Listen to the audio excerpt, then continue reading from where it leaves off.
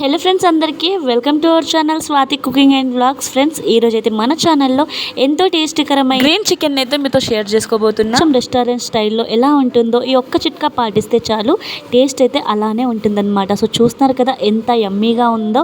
చాలా సింపుల్గా అయితే ఎక్కువ హడావడి లేకుండా ఇలా అయితే చేస్తే చాలా బాగుంటుందన్నమాట టేస్ట్. మనం ప్రాసెస్లోకి అయితే వచ్చేద్దాం. ముందుగా అయితే మనకు గ్రీన్ చికెన్ కాబట్టి ఇక్కడైతే ఇంగ్రీడియంట్స్ అయితే చూసేయండి. పచ్చిమిర్చి ముక్కలు, గుప్పెడు కొత్తిమీర, గుప్పెడు పుదీనా, ఒక 4 అల్లం వెల్లుల్లి రెబ్బలు, కప్పు పెరుగు, ఆ తర్వాత ఒక టమాటో, కాస్త జీలకర్ర అయితే వేసి మంచిగా మెత్తటి పేస్ట్ అయితే చేసుకొని పక్కన అయితే పెట్టేసుకోవాలి. ఇంకా మనం ఇప్పుడైతే స్టవ్ ఆన్ చేసుకొని ఒక గిన్నె పెట్టుకొని అది ఒక కడాయి పెట్టుకొని దాంట్లో ఆయిల్ వేసి ఆయిల్ మంచిగా హీట్ ఎక్కిన తర్వాత మనం బిర్యానీ ఆకు, బండ పువ్వు అయితే వేసుకోవాలి. నా దగ్గర బండ పువ్వు లేకుండే సో బిర్యానీ ఆకు అయితే వేసుకున్నా. బిర్యానీ ఆకు వేసుకున్న తర్వాత ఆ తర్వాత ఉల్లిపాయ పేస్ట్ అయితే వేసుకోవాలి. ఉల్లిపాయ పేస్ట్ వేసుకున్న తర్వాత అల్లం వెల్లుల్లి పేస్ట్, కరివేపాకు వేసి ఈ విధంగా అయితే మంచిగా కలుపుకుంటూ ఉండాలి. రెండు పచ్చివాసన పోవాలి. ఎందుకంటే ఉల్లిపాయ పేస్ట్, అల్లం వెల్లుల్లి పేస్ట్ వేసాం కదా ఒకేసారి. సో రెండు పచ్చివాసన పోయేంత వరకు మంచిగా వేయించాలి. ఉల్లిపాయ పేస్ట్ ఎందుకు అలా గ్రీన్గా ఉంది అంటే నేను ఏదైతే పేస్ట్ చేశానో తర్వాత ఉల్లిపాయ పేస్ట్ అయితే చేశాను అనమాట దాంట్లోనే. ఎందుకు అంటే మనకు ఉల్లిపాయ పేస్ట్లో కాకుండా ఆయిల్లో వేయాలి కదా, సో దానివల్ల అనమాట. ఇది మంచిగా వేగిపోయిన తర్వాత ఉల్లిపాయ పేస్ట్, అల్లం వెల్లుల్లి పేస్ట్,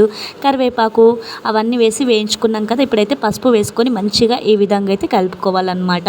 ఇదంతా మనకు మిక్స్ అయ్యేలాగా కలుపుకున్న తర్వాత మనం 1/2 kg చికెన్ని మంచిగా వాష్ చేసుకొని పక్కన అయితే పెట్టేసుకోవాలి. ఇదంతా వేసే లోపు అయితే ఇప్పుడైతే చికెన్ని కూడా వేసుకొని అస్సలు కలపకుండా ఒక 5 నిమిషాల పాటు లో ఫ్లేమ్లో పెట్టుకొని మూత పెట్టేసి ఉంచాలన్నమాట. ఒకసారి ఇలా కలిపేసేస్తే మనకు వాటర్ అనేది మొత్తం పైకి వస్తుంది.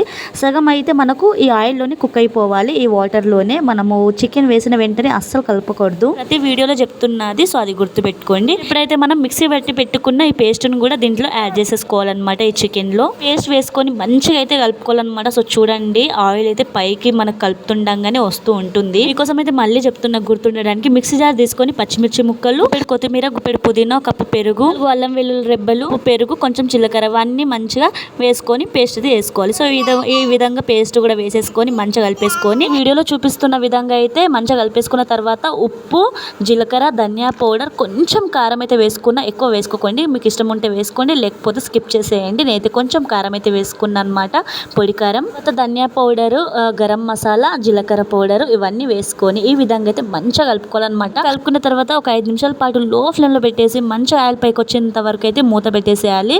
ఇంకా మూత తీసిన తర్వాత సో చూడండి ఎంత యమ్మీగా ఉందో కదా. మనకైతే నిజంగా చెప్తున్నా అచ్చం రెస్టారెంట్లో ఎలా చేస్తారో అలానే ఉంటుంది టేస్ట్ అయితే. ఇక్కడ మీకు చూస్తేనే అర్థమైపోతుంది. సో ఈ ప్లేస్లో మనకి ఇంకా తందూరి రోటీ కానీ లేకపోతే నార్మల్గా చపాతీ కానీ పరోటా కానీ ఉంటే మాత్రం ఇంకా టేస్ట్ అయితే అద్రిపోతుందన్నమాట. నేనైతే దీనికి కాంబినేషన్గా బగారా రైస్ అయితే చేసినాను అనమాట. మీరైతే అనుకోవచ్చు ఎందుకు అట్లా రెడ్గా కనిపిస్తుంది అని చెప్పేసి. నేనైతే కొంచెం పొడికారం వేసినా కదా, సో దానివల్ల అయితే అట్లా కనిపిస్తుంది అనమాట. చాలా అంటే చాలా కొంచెం అయితే వేసుకోవాలి. మీరైతే వేసుకోకండి, అది ఆప్షనల్ మాత్రమే, అది మీ ఇష్టము.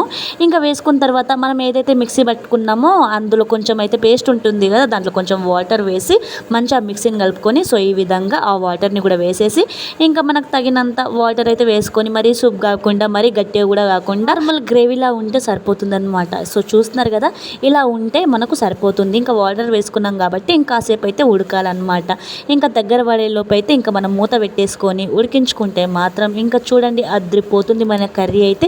ఒక్కసారి అయితే ఇలా ట్రై చేయండి అబ్బా, టేస్ట్ అయితే నిజంగా చెప్తున్నా చాలా బాగుంటుంది. ఫైనల్గా స్టవ్ అయితే ఈ స్టేజ్లో ఉన్నప్పుడు ఆఫ్ చేసుకుంటే అయిపోతుంది అనమాట. నేను పొడికారం వేసినా కాబట్టి ఇట్లా రెడ్గా ఉంది. మీరు వేసుకోకపోతే మీకు మంచిగా గ్రీన్ చికెన్ లాగానే కనిపిస్తుంది. నేనైతే కొంచెం అంటే కొంచెమే వేసిన. సో చూసారు కదా మీరైతే. మన కర్రీ కూడా అయిపోయిందనమాట, గ్రీన్ చికెన్ కర్రీ. మీకు ఎలా అనిపించిందో కామెంట్ చేయండి. మరొక రెసిపీతో మళ్ళీ మేము ముందుంటాను. అంతవరకు సబ్స్క్రైబ్ చేసుకోండి, వీడియో నచ్చితే లైక్ చేయండి. Thank you.